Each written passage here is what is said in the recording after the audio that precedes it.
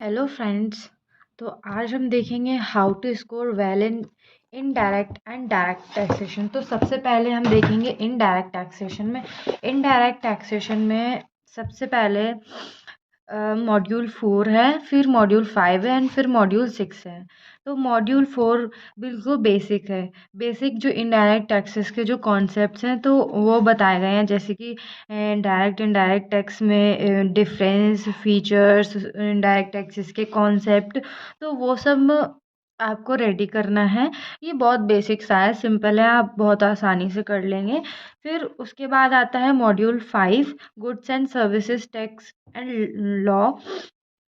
देखिए इसमें ना सबसे पहले इंट्रो दिया हुआ है, फिर लेवी और and collection, basic concept, time and value. देखो मैं आपको इन शॉर्ट बताऊं कि अगर आप वो स्टूडेंट हो जो एट लास्ट एग्ज़ाम के पहले अगर आप रेडी कर रहे हो, तो आपको ना बेसिक जो थ्योरी होती है, अगर थ्योरी आपकी अच्छी है, आपको थ्योरी में पढ़ने में अच्छा लगता है, तो आप बेसिक कॉन्सेप्ट और थ्योरी वगैरह इसमें देख सकते हैं। वरना जो मॉड्यूल 5 है उसमें levy and collection of CGST and IGST आप रेडी कर लो। Time and value of supply कर लो, ITC, GST, liability and registration, इनमें से क्वेश्चन बनते हैं। एंड मॉड्यूल 6 में valuation rules and computation of assessable value and duties, custom से एक क्वेश्चन बनता ही बनता है 7 मार्क्स का, तो आपको ये भी रेडी करना है। और डायरेक्ट और इनडायरेक्ट टैक्सेशन में दोनों 50-50 मार्क्स का आता है। तो आपको ना अगर आपका डायरेक्ट इंडेक्सेशन में आप अच्छे नहीं हो, तो GST को अच्छे से रेडी करके जाएं। और अगर आप डायरेक्ट टैक्स में अच्छे हैं, तो इसमें आप थ्योरी भी देख सकते हैं और कुछ प्रैक्टिकल भी देख सकते हैं। एंड पेपर पैटर्न आपको पता हो, तो पेपर पैटर्न के हिसाब से आपको इतना तो पता ही होगा कि MCQ कितने इम्पोर्टेंट हैं। तो MCQ बहुत अच्छे से करके जाएं। इसका बेसिक्स अगर आप कर लोगे ना, कस्टम से आते हैं MCQ, डायरेक्ट टैक्सेशन आते हैं, और जो इंस्टीट्यूट है उसने अपनी MCQ बुकलेट भी निकाली है, आप उससे भी रेडी कर सकते हो।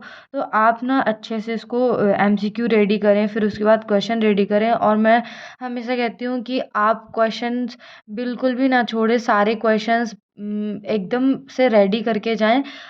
तो आपका देखना बहुत अच्छा पेपर जाएगा। बिल्कुल भी ये डिफ़िकल्ट पेपर नहीं है, आप इसमें अच्छा स्कोर कर सकते हैं।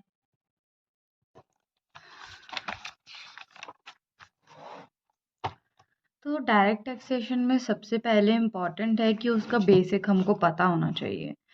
बेसिक बेसिक में भी रेजिडेंशियल स्टेटस और एग्रीकल्चर ऐसे चैप्टर हैं जो कि आते ही आते हैं, तो आपको इन दोनों को पहले रेडी कर लेना है। इन दोनों को बिल्कुल भी अवॉइड नहीं करना है। एंड सेकेंडली आपको हेड्स ऑफ इनकम, सारे के सारे हेड्स ऑफ इनकम करने हैं, क्योंकि इन सारों पे एक एक क्वेश्चन बनता ही बनता है। सैलरी से एक आता है, एक हाउस प्रॉपर्टी, एक PGBP, एक कैपिटल गेन, एक इनकम फ्रॉम अदर सोर्सेस। मैंने ना देखो, मैंने इनकम फ्रॉम हाउस प्रॉपर्टी से पहले पढ़ा था, फिर इनकम फ्रॉम अदर सोर्सेस पढ़ा था, फिर उसके बाद बाकी के हेड्स किए थे।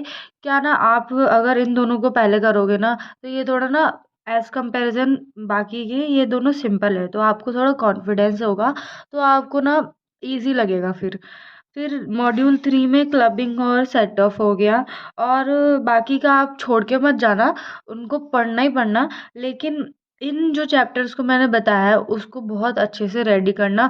और कुछ भी एग्ज़ाम में एनीथिंग, आपको जो भी आता है, थोड़ा आता है या फिर नहीं भी आता है, बट ट्राई करना है कि कुछ भी छोड़ के ना हो आप। और MCQ को अच्छे से सॉल्व कर लेना है। तो